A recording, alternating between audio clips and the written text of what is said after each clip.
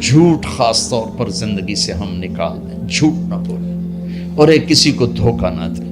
میرے نبی نے فرمایا میرا امتی ہر گناہ کر سکتا، دو نہیں کر سکتا، ایک جھوٹ کبھی نہیں بولے گا، ایک دھوکہ کبھی نہیں دے گا۔ تم جھوٹ نہ بولیں، دھوکہ نہ دیں، ظلم نہ کریں، زیادتی نہ کریں۔ ظلم و زیادتی سے اللہ کا غضب حرکت میں آ جاتا ہے۔ میرے نبی نے فرمایا من آذا ذمیا فقد آذانی، جس نے کسی غیر مسلم کو بھی دکھ پہنچایا تو اس نے مجھے دکھ پہنچایا۔ جس نے کسی غیر مسلم کو دکھ پہنچایا اس نے مجھے دکھ پہنچایا۔ میرے نبی نے تو اپنے ساتھ رہنے غیر مسلموں کے ساتھ اتنی رحمت للعالمین کا ثبوت دی۔ ہم ان کے برتن بھی الگ کرتے، وہ برتن کو ہاتھ لگانے میں کہ دھو، برتن دھو کے لاؤ، اتنی نفرت کا اظہار۔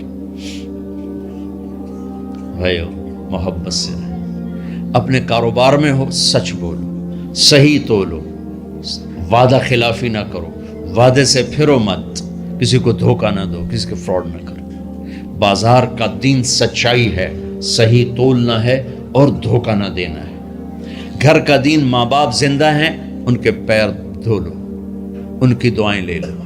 گھر والے ہو اپنی بیوی سے حسن سلوک کرو، گالی دینا، تانے دینا، طنز بولیاں، اپنے گھروں کو آگ نہ لگاؤ۔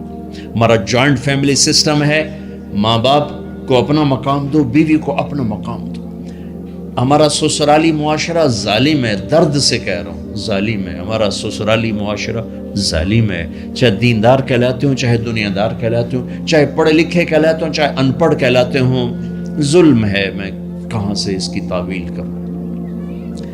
اگر ماں باپ کی طرف سے زیادتی ہے اپنی بیوی کو بچاؤ، اور کہیں بیویاں ایسی زوردار ہیں کہ وہ گھر کو آگ لگانے پر آئی ہوتی ہیں، اگر بیوی زیادتی کرے تو ماں باپ کو بچاؤ۔ یہ تمہارا کام بیچ میں ایک پل بننا ہے، دونوں رشتوں کو جوڑنا ہے۔ جس طرف بہنوں کی طرف سے زیادتی ہے بیوی کو بچاؤ، بیوی کی طرف سے اپنے دوسرے رشتوں کو بچاؤ۔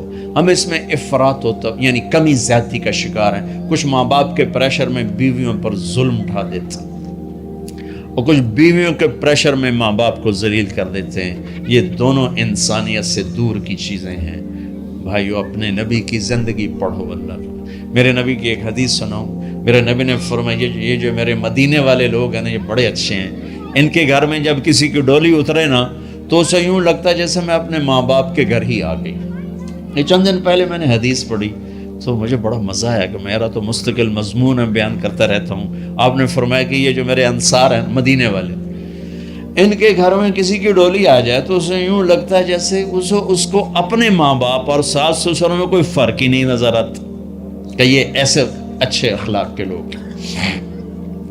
چلو اگر یہ نہیں ہو سکتا تو کم از کم یہ نفرت تو نہ ہو، لگائی بجھائی، لڑائی جھگڑے، طلاقوں کی شرح بڑھ چکی ہے صرف زبان کی بدتمیزی پر، صرف زبان کی بدتمیزی پر، صرف زبان کی بدتمیزی پر طلاقوں کی شرح بڑھ چکی۔ بھائیو اپنے اخلاق سے، اپنے اخلاق سے اپنے رشتوں کو جیتو۔ ماں باپ کا دل جیتنا ہے، بہن بھائیوں کا دل جیتنا ہے، اپنی بیوی کا دل جیتنا ہے اچھے اخلاق کے ساتھ۔ بیوی کے ذمہ خامن کا دل جیتے اچھے اخلاق کے ساتھ، ساس سسر کا دل جیتے اچھے اخلاق کے ساتھ، اپنے بہن بھائیوں کا دل جیتے اچھے اخلاق کے ساتھ۔ میرے رب کی قسم تم چپ رہنا سیکھ لو، عزت تمہارے قدموں میں آ کے گرے گی۔ جواب نہ دو، چپ ہو جاؤ، اللہ عزت تمہارے قدموں پہ لا کے کھڑا کر دو، تمہارے قدموں میں آ کے اللہ عزت کو گرائے گا۔ اولاد کو عزت دو، اولاد کو عزت دو، اولاد کو عزت دو، ان کو ٹائم دو، پھر یہ ساری زندگی تمہارے غلام بنیں گے۔ 3 سال کے بچے کو اسکول میں دھکا دے دیا، آیا تو ٹیوشن والے کے پاس بھیج دیا، اور خود اپنے مزے کیے، تو یہ اولاد کبھی تمہاری نہیں ہوگی۔ انہیں ٹائم دو، اور اولاد کی خواہشات کا خیال کرو۔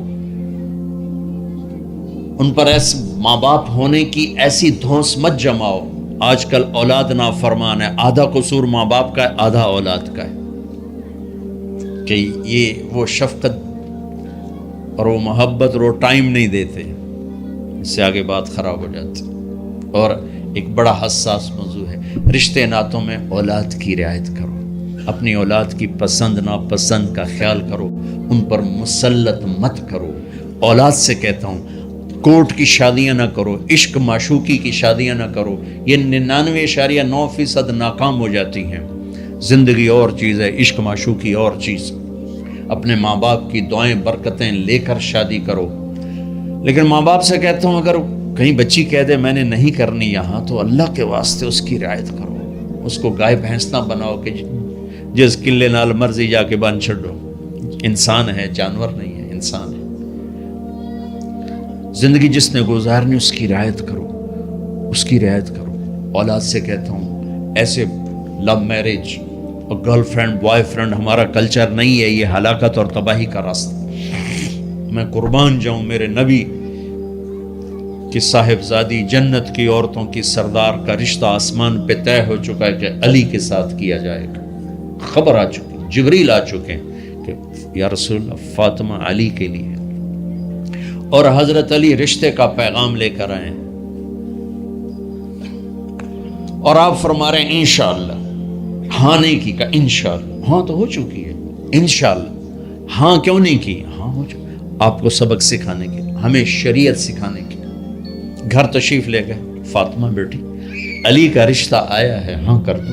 اللہ اکبر. جب جبریل آ کے بتا چکے ہیں کہ یہ رشتہ ہو چکا ہے آسمانوں پر، اللہ نے کہہ دیا ہے کہ فاطمہ علی کا کے ہاتھ میں دی جائے گی، پھر یہ کیوں پوچھ رہے ہیں بیٹی علی کا رشتہ آیا ہے، ہاں کر دوں؟ ہمیں سکھانے کی کہ کتنی بچیاں سسک کے زندگی گزار دیتی ہیں، ماں پیو زبردستی کر دیتے. کتنے بچے سسک کے زندگی گزار دیتے ہیں کہ ماں باپ زبردستی کر دیتے. بھائیو اللہ کے واسطے شریعت پڑھو، دین پڑھو، نبی کی زندگی پڑھو. حضرت فاطمہ رضی اللہ تعالیٰ عنہ کا انکار کرنا تھا، کیا خیر. آج کل کی شریف بچی بیچاری چپ کر کے کہتی ٹھیک ہے جی میں ماں پیو دی مرضی. تو فاطمہ جیسی ہستی کوئی تصور کر سکتا ہے؟ کہیں گی نہیں.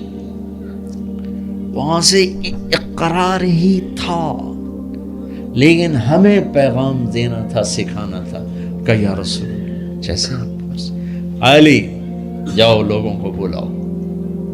پھر لوگوں کو بلاؤ، پھر آپ نے نکاح پڑھایا. پھر رخصتی ہوئی، بلا کر آپ نے فاطمہ کا ہاتھ پکڑا اور یوں علی کے ہاتھ میں دے کر کہا علی تمہیں نبی کی بیٹی مبارک. اور پھر فرمایا فاطمہ مجھے جو سب سے زیادہ محبوب تھا میں نے تیرا ہاتھ اس کے ہاتھ میں دے دیا. بھائیو اللہ کے واسطے اپنی قومی زندگی سے نکلو، رواجی زندگی سے نکلو. پنجاب کی زندگی، پٹھانوں کی زندگی، بلوچوں کی زندگی، سندھیوں کی زندگی، یہ بت ہیں. ان کو توڑ کے نبوت والی زندگی، نبوت والی زندگی، نبوت والی زندگی وہ اختیار کریں گے. ہماری عورتیں بھی سکھی، ہمارے مرد بھی سکھی، ہماری اولاد بھی سکھی. تو سارے بھائی نیت کرتے ہیں نا اس کی انشاءاللہ. اللہ تعالیٰ ان کی بخشش فرمائے. تو آپ بھائیو ایک تو یہاں مرکز ہے اسماعیل، وہاں جایا کرو جمعرات کو، آپ کا فائدہ ہوگا. آپ کے پاس مسجد میں جماعت آ جائے ان کے ساتھ بیٹھا کرو، اس سے آپ کو انشاءاللہ فائدہ ہوگا. مہینے میں 3 دن جایا کرو، اس سے آپ کو انشاءاللہ راستہ ملے گا. اور دعا سے پہلے اگر کسی سے لڑے ہوئے ہو، مستورات میں کوئی کسی سے لڑی ہوئی ہے یا آپ کسی سے لڑے ہوئے ہو، تو کہ میں ہاتھ جوڑتا ہوں، مر جانے والی جگہ پہ کیا لڑائیاں، معاف کر دو، معاف کر دو، معاف کر دو، اللہ پہ چھوڑ دو. اپنے نبی کے ایک حدیث سنا کے دعا کرتے ہیں. آپ نے فرمایا مدینے والوں سے، مدینے والوں میرے بعد تمہیں تمہارا حق نہیں ملے گا، کیا کرو گے؟ کہا ہم تلوار اٹھائیں گے، حق لیں گے. آپ نے فرمایا اگر میں اس سے اچھی چیز بتاؤں کرو گے؟ کہا جی کیا؟ کہا حق کے لیے لڑائی نہ لڑنا، چھوڑ دینا اور حوض کوثر پہ آ جانا، سارے پورے کروا دو.